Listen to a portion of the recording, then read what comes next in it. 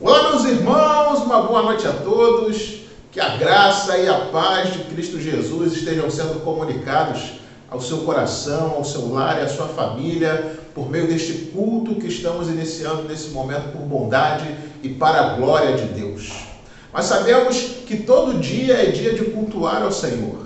Nossas vidas devem ser uma constante expressão de louvor e adoração ao Deus de amor e infinita bondade, que quer o melhor para a sua vida e por isso lhe convida a um compromisso sincero com Ele. No entanto, domingo é aquele dia especial em que devemos nos reunir para prestar a Deus não apenas um culto individual, mas um culto coletivo. A vontade de Deus é que o seu povo esteja unido, louvando, adorando, servindo, aprendendo, fortalecendo sua comunhão e com tudo isso, crescendo espiritualmente. Por isso, que bom que você veio até este espaço. Receba desde já as nossas boas-vindas, o nosso carinho, o nosso abraço e vamos juntos celebrar a Jesus aqui no canal da Primeira Igreja Batista em Vila do Sol.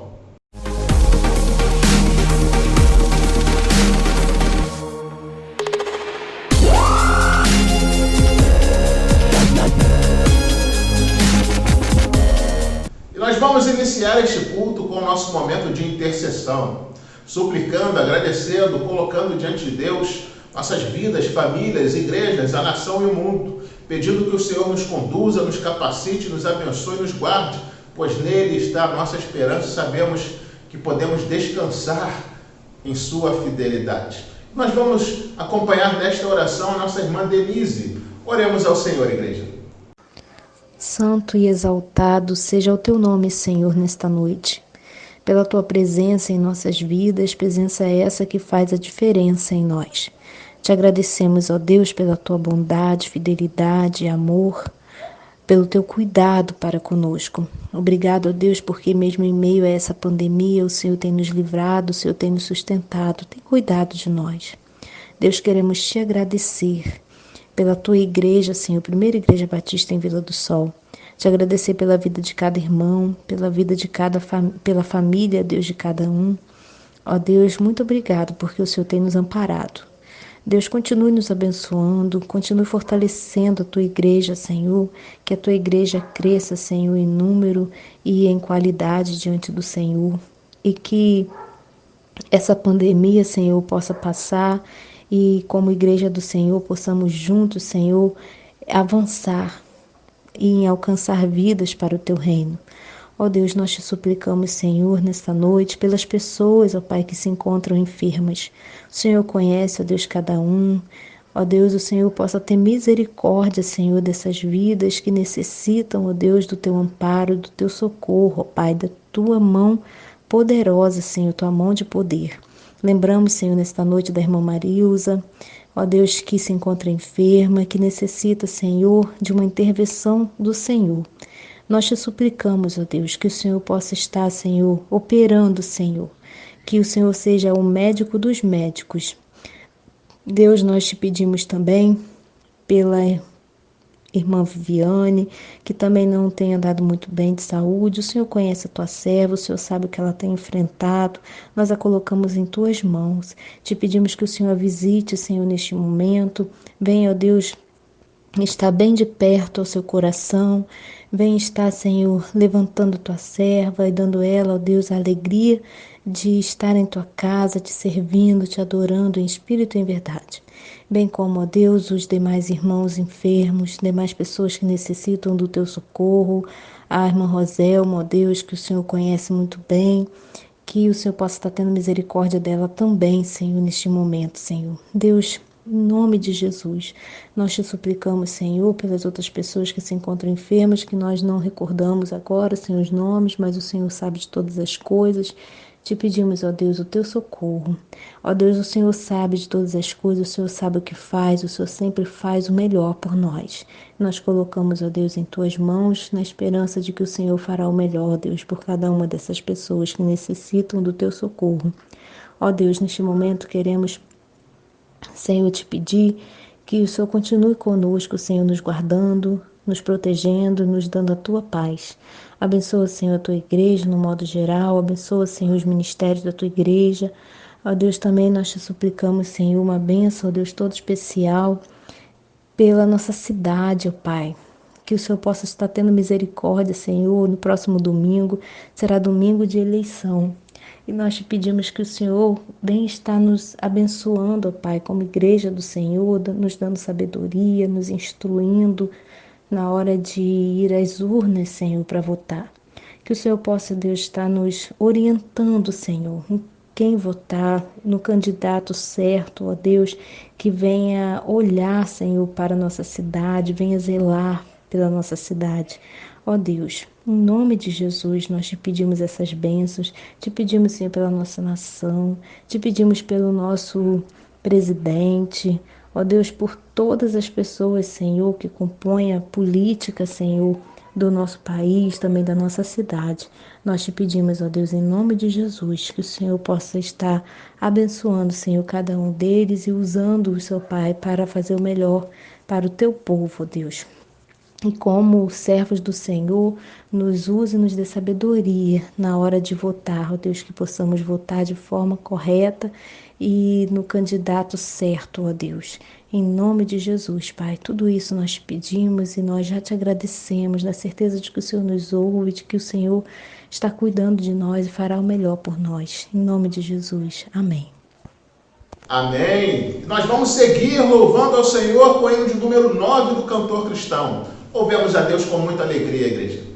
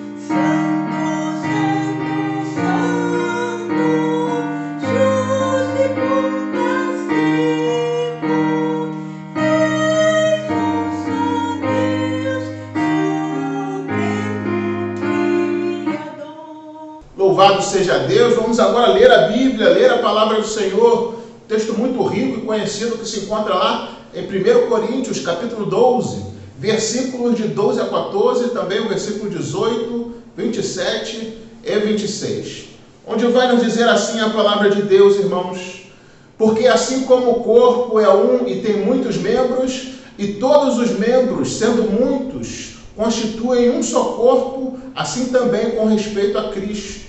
Pois em um só Espírito todos nós fomos batizados em um corpo, quer judeus, quer gregos, quer escravos, quer livres, e a todos nós foi dado beber de um só Espírito.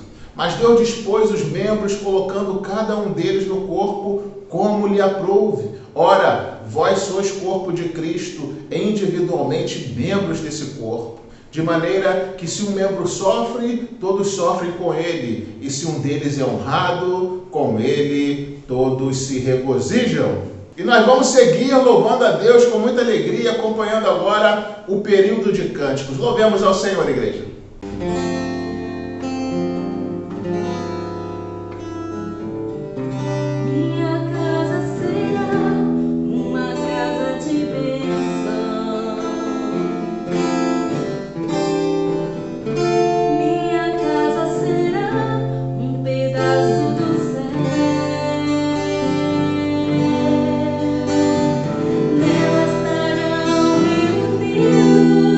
Adoradores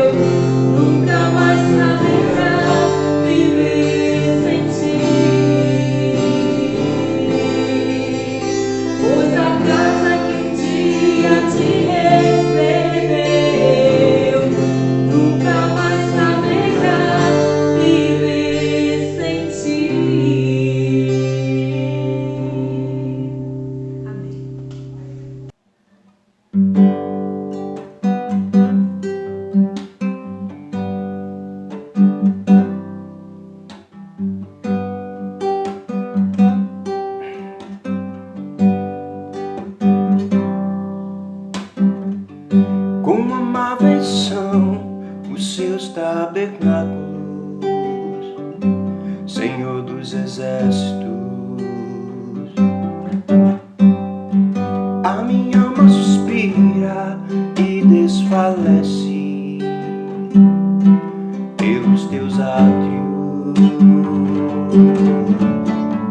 O pardal encontrou casa e andorinha para si. Eu encontrei teus altares, Senhor, Rei meu e Deus meu. Eu encontrei teus altares, Senhor, Rei meu e Deus meu.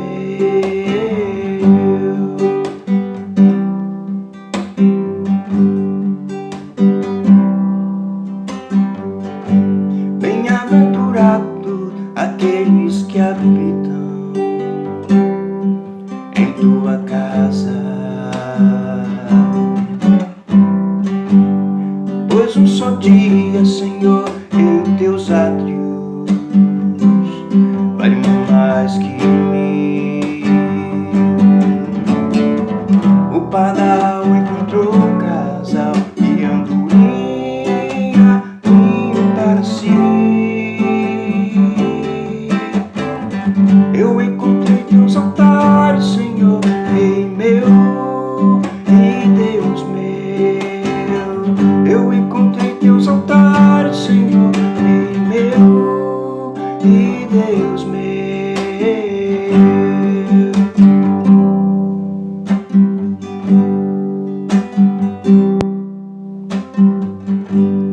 Pois o Senhor é só e escudo da graça e glória.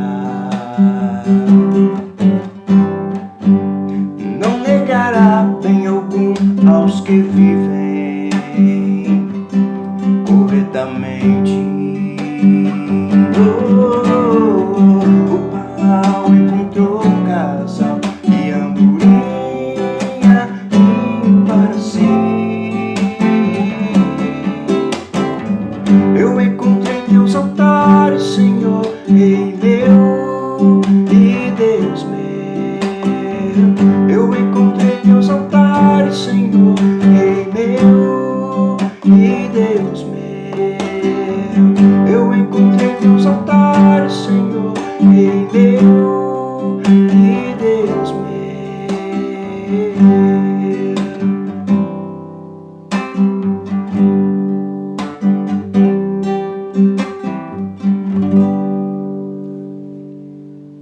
Louvado seja Deus, nós vamos agora orar mais uma vez, nos preparando para o estudo da Palavra de Deus. Vamos pedir ao Senhor que abra nossos ouvidos e corações, nos dê discernimento e sabedoria para entender o recado que Ele tem para nós nesta noite. Convido você a fechar os seus olhos e a orar comigo neste momento.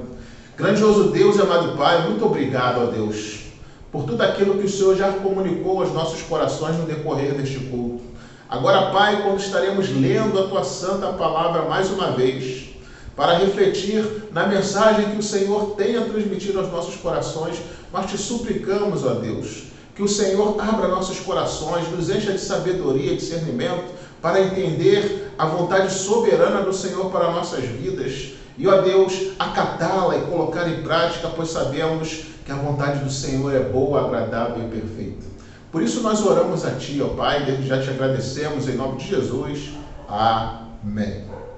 E queridos, para a nossa reflexão desta noite, nós estaremos lendo um texto que se encontra no Evangelho de João, capítulo 5, versículos de 1 a 17, onde fala sobre mais um milagre operado por Jesus e tem muitas lições para nossas vidas hoje. Nós vamos ler esse texto e estar refletindo nele a partir do tema A Igreja é. João, capítulo 5, versículos de 1 a 17, vai nos dizer assim a palavra de Deus, irmãos. Passadas estas coisas, havia uma festa dos judeus e Jesus subiu para Jerusalém. Ora, existe ali, junto à porta das ovelhas, um tanque chamado em hebraico Betesda, o qual tem 5 pavilhões. Nestes jazia uma multidão de enfermos, cegos, coxos e paralíticos, esperando que se movesse a água, porquanto um anjo descia em certo tempo, agitando-a, e o primeiro que entrava no tanque, uma vez agitada a água, sarava de qualquer doença que tivesse. Estava ali um homem enfermo havia 38 anos. Jesus, vendo-o deitado e sabendo que estava assim há muito tempo, perguntou-lhe: queres ser curado? Respondeu-lhe o enfermo: Senhor, não tenho ninguém que me ponha no tanque quando a água é agitada, pois enquanto eu vou, desce outro antes de mim. Então lhe disse Jesus: levanta-te, toma o teu leito e anda. Imediatamente o homem se viu curado e, tomando o leito, pôs-se a andar. E aquele dia era sábado. Por isso disseram os judeus ao que fora curado: hoje é sábado, e não te é lícito carregar o leito. Ao que lhes respondeu: o mesmo que curou me disse: toma o teu leito e anda.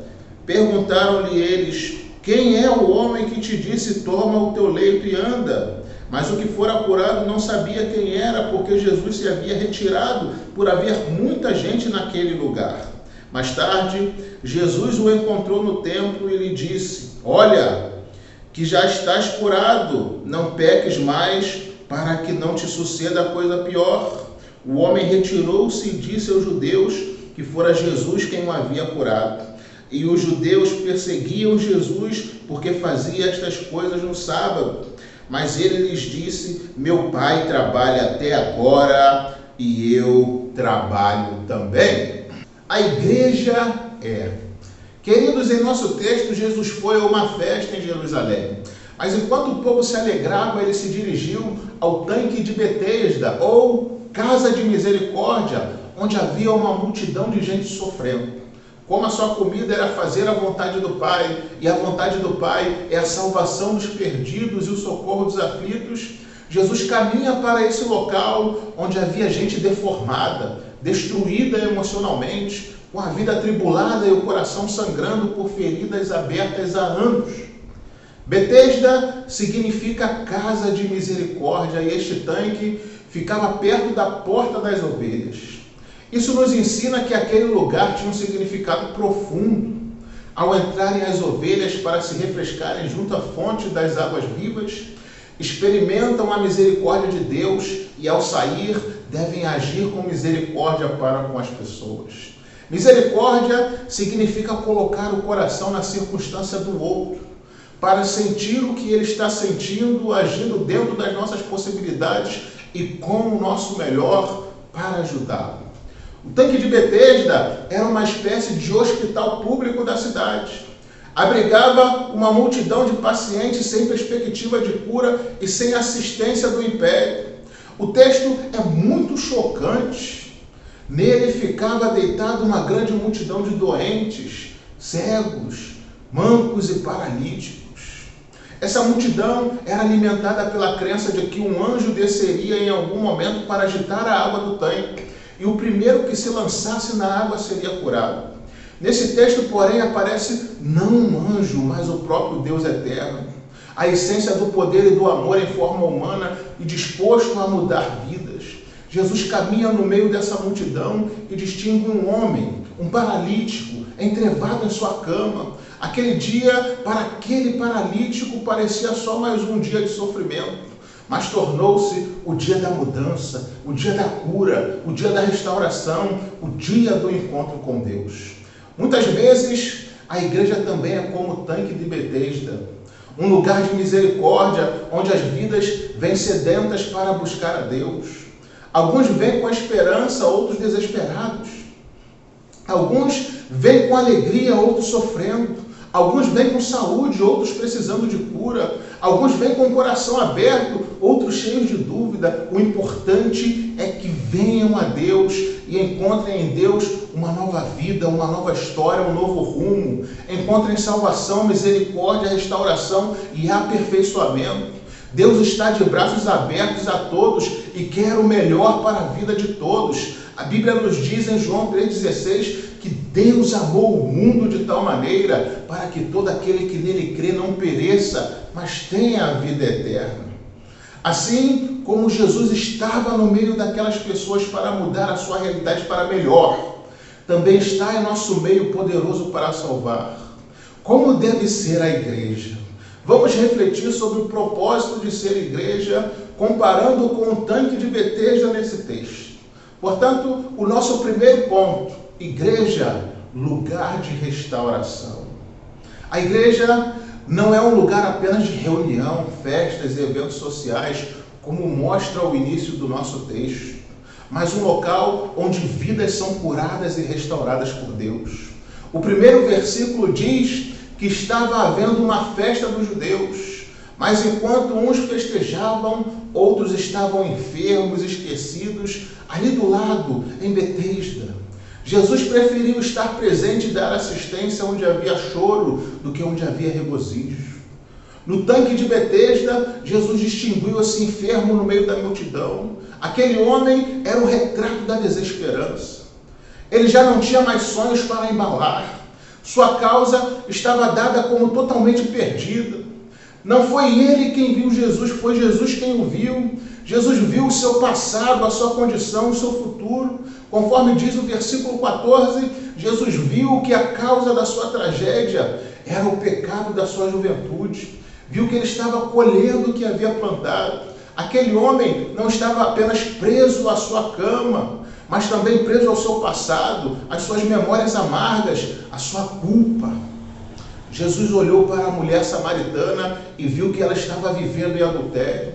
Jesus olhou para Zaqueu na árvore e viu que havia sede de Deus no seu coração. Jesus viu o amor, as riquezas no coração do jovem rico. Viu a hipocrisia nas atitudes dos fariseus. Viu a falsidade no beijo de Judas. Viu o arrependimento sincero no coração do ladrão na cruz. Jesus também está vendo a sua vida agora. Ele sabe qual é o seu problema. Nada pode ficar oculto aos olhos de Jesus. Em Jeremias 16, versículo 17, o Senhor diz: os meus olhos estão sobre todos os seus caminhos, ninguém se esconde diante de mim, nem se encobre a sua iniquidade aos meus olhos. Caim tentou fugir de Deus, Acã tentou encobrir o seu roubo, Davi tentou esconder o seu adultério, mas o Senhor estava vendo. Jesus sabia que aquele homem estava enfermo havia 38 anos, conhecia a causa do seu sofrimento. De igual forma, Jesus conhece a causa da sua dor, a sua angústia, o seu vazio, a sua crise. Ele tem nas mãos o diagnóstico da sua vida. Jesus sabe há quanto tempo você está sofrendo, conhece a dor de ser abandonado, conhece a dor da desesperança, conhece os sonhos frustrados, conhece o peso do pecado que assola a sua vida, o peso da culpa que esmaga a sua consciência. Esse texto mostra que o pecado, irmãos, é maligníssimo. Porque esse homem está sofrendo por causa do pecado. Esse homem estava sem amigos, sem ajuda e sem esperança. Os anos passavam, ele continuava entregue à sua desventura, sem nenhum socorro. Esse é o preço e o pagamento do pecado. O pecado é uma fraude, promete prazer e paga com desgosto. Promete liberdade e escraviza, aponta um caminho de vida, mas o seu fim é a morte. Você pode encontrar muitos tipos de alegria em muitos lugares diferentes, mas libertação do pecado para que haja alegria plena e eterna, nós só encontramos em Jesus.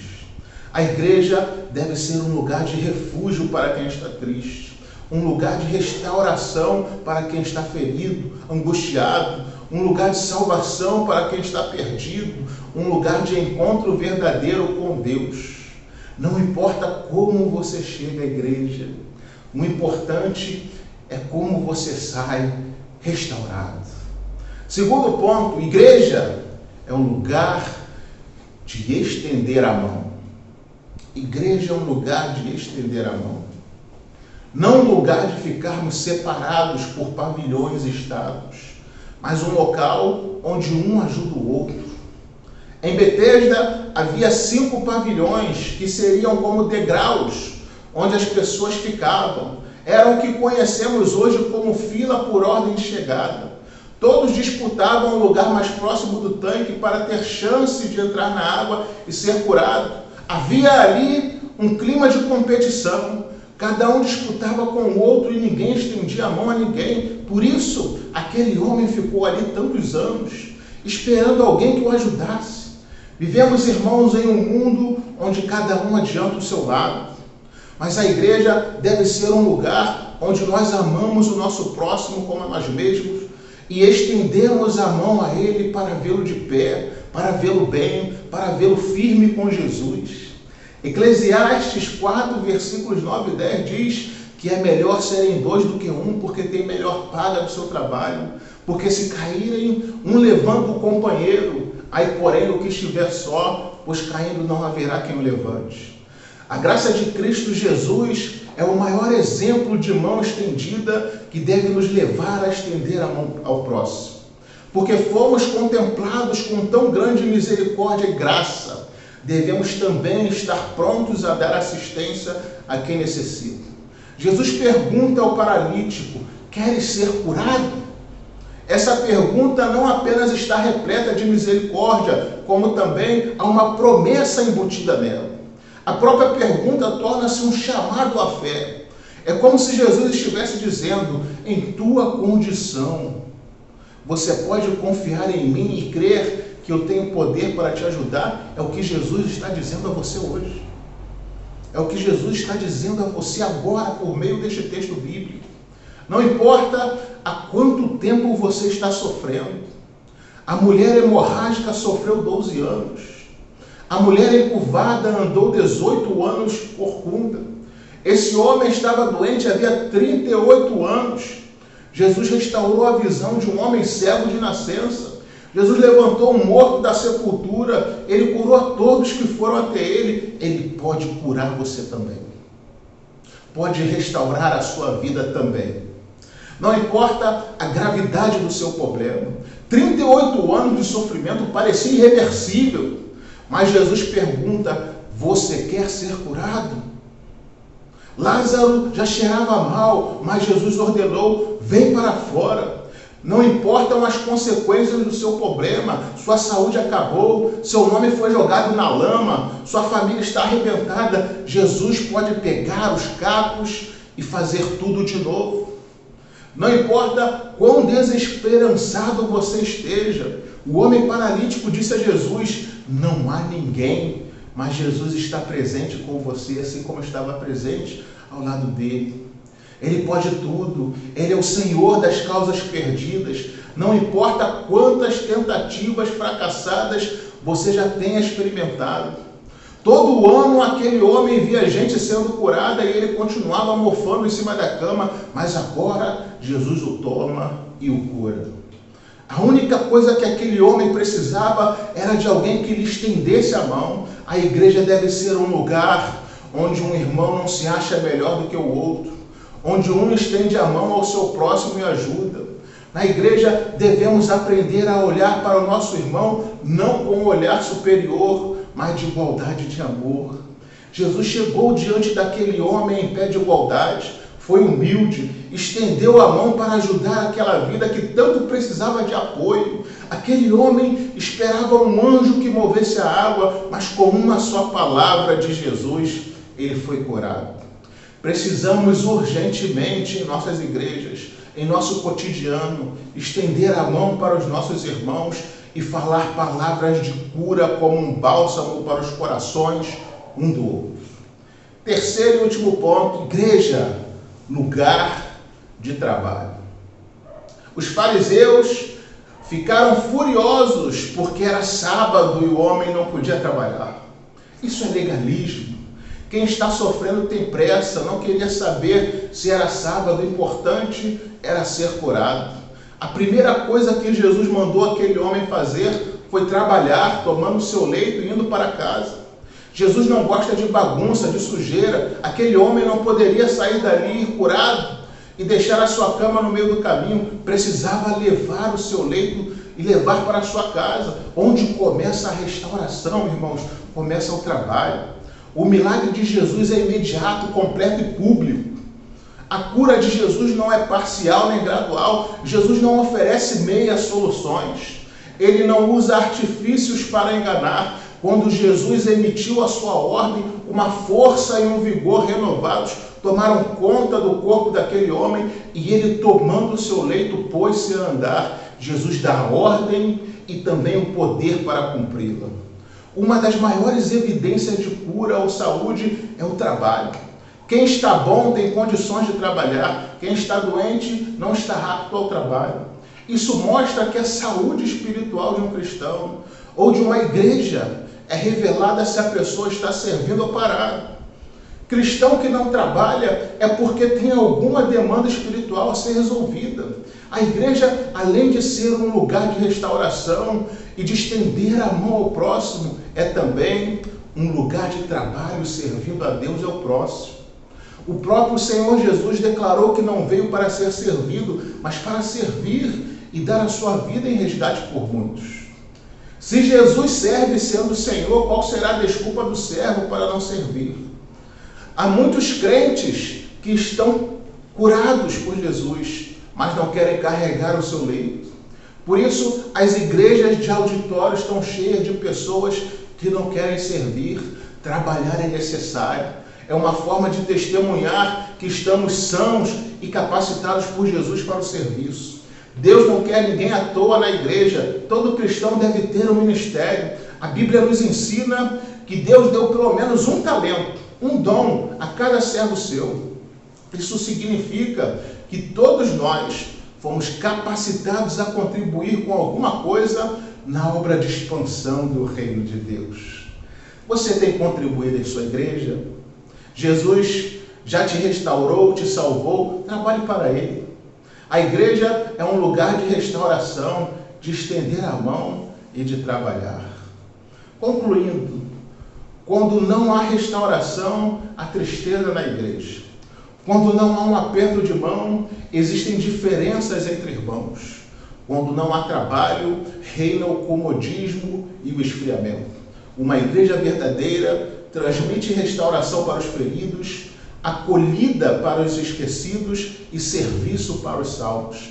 Betesda foi transformada pela presença de Jesus. Assim, a igreja precisa ser renovada cada dia pelo Espírito Santo, para que ninguém fique doente, separados uns dos outros ou sem trabalhar na seara do Senhor. Que Jesus possa nos abençoar, nos fortalecer e encher nossos corações de ânimo para servir na maior causa do mundo, que é o Evangelho do Reino de Deus para a salvação e restauração de vidas. Que com essa verdade, Deus abençoe você, Deus abençoe sua vida, Deus abençoe sua semana. Amém.